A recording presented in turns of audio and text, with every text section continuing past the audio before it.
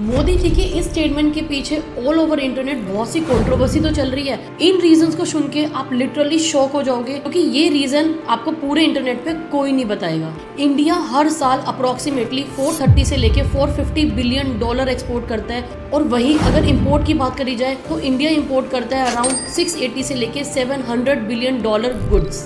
इसका मतलब ये है कि 250 बिलियन डॉलर का ट्रेड डेफिसिट है, मतलब इतना पैसा एक्स्ट्रा बाहर जा रहा है। अभी ये पेमेंट किस में होता है? यूजुअली यूएस डॉलर्स में। अब समझो, जब हम ज़्यादा इंपोर्ट करते हैं तो हमें ज़्यादा डॉलर्स की ज़रूरत पड़ती है, इससे डॉलर की डिमांड मार्केट में बढ़ जाती है, और डॉलर की जब डिमांड बढ़ती है तो डॉलर की वैल्यू बढ़ जाती है, और जो हमारी इंडियन करेंसी है रुपी, वो वीक हो जाती है।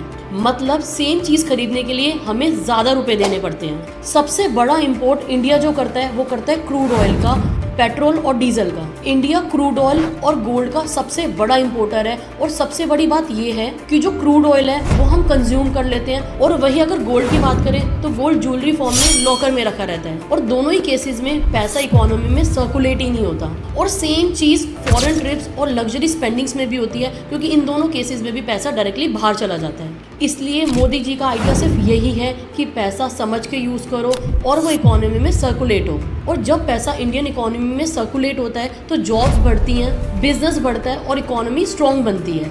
अब आप मुझे कमेंट करके बताओ कि अगर आपके पास एक्स्ट्रा पैसे होंगे तो आप गोल्ड खरीदोगे या फिर कुछ ऐसा जिससे इनकम जनरेट हो।